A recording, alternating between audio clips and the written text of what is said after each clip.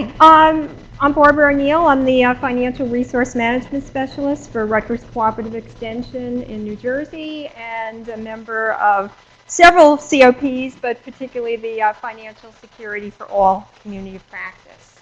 So, I guess I have to advance my slides here since I don't have a clicker. Okay, so again, just a little bit of introduction. I've been with Extension for 35.5 years, certified financial planner.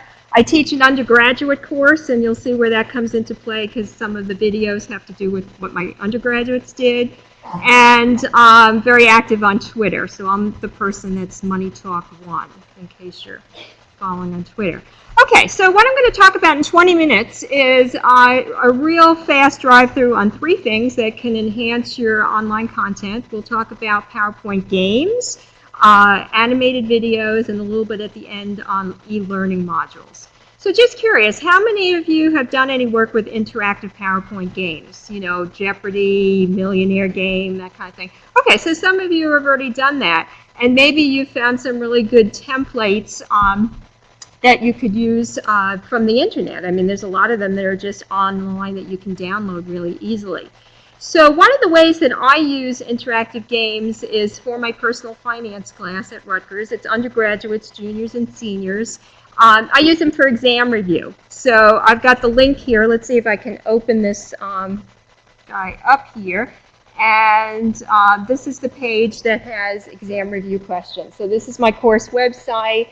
And you can see where it says exam review. And students can do that kind of as a review because it's basically kind of a multiple choice format.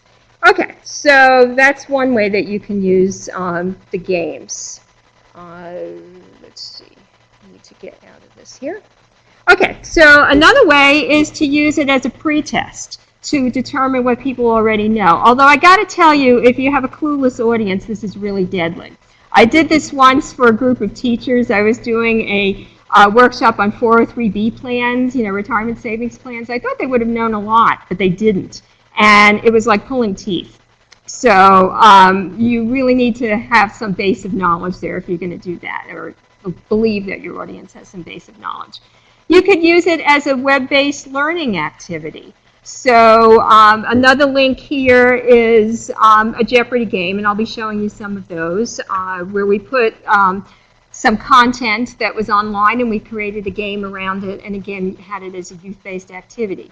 You could use these as freestanding presentations. So you're at a county fair, and assuming you can secure your laptop, you might have a game loaded on a laptop and make it interactive for people who pass by your booth. Or you can have it as an activity for youth, either create the games for them or even better still, have the young people create their own games. So there's a couple ways to create PowerPoint games. I did actually write a Journal of Extension article in 2003. It's one of the most frequently downloaded Joe articles. Every year it makes the top 50 list and gets a lot of searches, people trying to figure out how to make these games. I will tell you, though, that it takes 4 or 5 hours. I actually haven't created one since 2003, so I don't think I would remember how to do it because I work off of templates. But if you have advanced PowerPoint skills, you could probably follow the instructions and do it. I wrote the journal article right after I came back from a class when the information was fresh in my brain. But you have to know a little bit about action buttons, inserting text boxes, and probably the most advanced skill, hyperlinking slides. It'll take you about 4 or 5 hours to put a game together. Okay, but if you want to read the Joe article, there's the link. And I'll put this up on SlideShare tonight, and it'll be on the conference website as well. The other way that you can create a game is from a template. So there's 2 ways to get templates. You can go online and just Google PowerPoint games or PowerPoint games for teachers, and you'll find a number of them that are online. Or for a number of years now, I've made template CDs available for people at conferences, and we just charge to cover the cost of producing them. So I have a template for Jeopardy and a template for Millionaire, and you can get the 2 of them for $5 if you want. I brought a few. In that case, it's going to take an hour or less because all the hyperlinking is done. All you really need to do is create your game questions and answers. So choice is up to you, but that's how you can get the games. Either get the template, get the CD, or do it from scratch. Okay, so this is what the game board looks like. And you would have your program title that you would insert, so that's a text box. And then you would have your 5 categories. So again, those are text boxes. So where we have the placeholders for category 1, 2, 3, 4, 5, you would actually be putting in. So if it was, for example, the investment game, since I'm in personal finance, you might have a column for stocks and a column for bonds and mutual funds and whatever your topics happen to be. So you'll have to come up with 25 questions and answers to complete the game.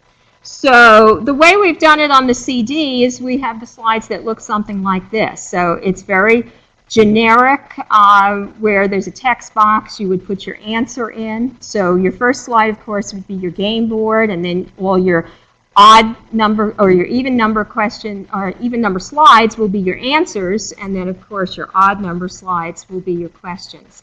And everything hyperlinks back to the game board, and then it changes colors. So once you've asked a question, the game board, it'll change from a white to a yellow, and then you'll know that that question has been asked already and people won't ask it again. So that's pretty much in a nutshell how it works. I had some games on the flash drive, but if we have time at the end, I'll show them. Otherwise, I'm afraid I'm just going to mess it up with the computer here. I don't want to press my luck. My suggestion, though, is if you're creating a game, is to write out all your questions and answers first, and then prioritize. And when I mean write it out, I mean literally longhand on a sheet of paper, or if you want to type them out in a Word document, that's fine too. Because the reason is that as you do your questions, you may find that, oh, this one is harder than that one, and this one needs 500 points, and this one only needs 300 points. And if you go to try to move the questions after you've already put them in, you're going to screw it up. You know, the hyperlinking is going to screw up. You're going to have a mess. So that's why I think it's really a good idea to kind of get it all out on a sheet of paper. You know, if you're doing the Jeopardy game, you'll have your 5 columns for your 5 topics, and then you'll have your 5 questions for each one, and get them all written out, decide which one is harder than the others, you know, get them in a priority order, and then go ahead and take those questions and insert them into the template. So that's what the Jeopardy game looks like. The Millionaire game that we developed, again, there is one that is online. If you Google PowerPoint Millionaire game, there is a guy that actually put one online. I'm surprised they haven't nailed him for copyright violations, because it looks exactly like the television show, and you would think there'd be some intellectual property issues there. What we did is created a game that is just basic PowerPoint. I mean, even though we call it we don't even use the word millionaire. We just call it the PowerPoint game. So it could be the credit PowerPoint game or the investing PowerPoint game. But again, we've got the 15 questions going from $100 order it up to $1 million. So the way we've created this in PowerPoint is it looks something like this. So again, it's multiple choice questions. You need to come up with 15 of them. Again, it's text boxes, and you will type in the text box the question, and then you'll have your answers. We have instructions on the CD to how to create the game, which are the right answers for each question, because again, these are all hyperlinked in and programmed. Instructors have the option, if they want, they could do like a fake telephone call, and they can phone a friend, or you can do the 50-50 that's programmed in to do the 50-50, or you can ask the audience. And that way you keep everybody in the group engaged, not just the ones that are playing the game.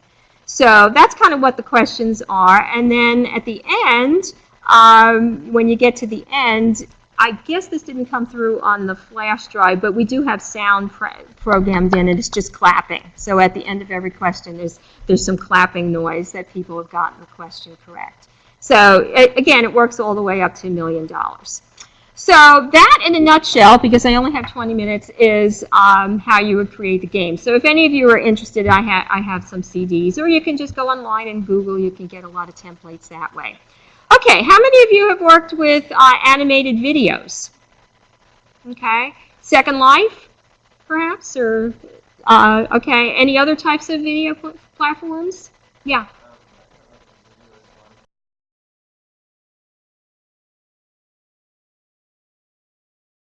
Oh, okay, an expensive video. Well, we're going to talk about cheap ones here, free ones. Yeah, a lot of people have used Second Life. We've had sessions at these conferences now for years about Second Life. The problem with Second Life, though, is that you have to be somewhat well-versed in the use of Second Life, because you have to be able to access that site and be able to navigate around, for example, Moral Island for the cooperative extension content. Second Life is very good for in-depth content, so you have an entire course that you're putting in, and they've shown some really good ones over the years at this conference. And of course, you have to pay for things in Second Life, so you've got to buy your land, your real estate, your clothes for your avatars, and all that sort of thing. And you have your Linden dollars. The other platforms, basically they're through, what's that? GoAnimate. Okay, well, GoAnimate is free. I'm actually going to talk about that. The only trouble is if you want to go beyond the basic, like most websites, then you have to pay. So with the other platforms, people will generally access through a link or through a search or through social media. So they don't need to know how to navigate a website. All they got to do is click on a link and open a video, and they're good to go. So these other platforms are really good for short content. 2 to 3 minutes, you just have a couple of key points, or you're trying to market something. And again, like the gentleman said, you might be able to get a few things free, but then there are payment plans for all of these other types of programs as well. So the one that I used primarily up until a year ago is ExtraNormal, but ExtraNormal suspended its operations, and to my knowledge, they haven't come back online. I think they just severely underpriced their product and went out of business because they couldn't sustain themselves. So GoAnimate is a good substitute. There's another one called Plotagon. Creaza is another one. And there are others, too, that are basically animated video creation websites. So I encourage you to check those out. In my experience, the one that I have found to be the most useful substitute for ExtraNormal is GoAnimate, the one that you mentioned. So some of the ways that I've used animated videos is to teach concepts and promote the use of educational materials, case studies for staff training, student-created videos, so the students in my undergraduate course, promoting savings in the America Saves program, and then through my work with the Military Families Learning Network, doing some outreach for personal financial management counselors, people who are counseling the military families. So the first one is teaching concepts, and there's a program we developed at Rutgers called Small Steps to Health and Wealth. So we created a video to promote the book. So I think I only have time to show one video, so I'll show this one because it is kind of cute. But first of all, this is the link to the website. And this is the actual video. So let's see if it opens and we get some sound.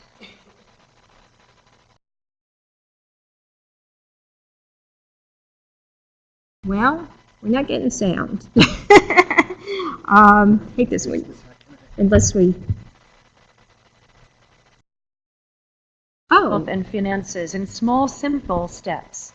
There are a total of 25 behavior change strategies to choose from. Wow. Do you have to change 25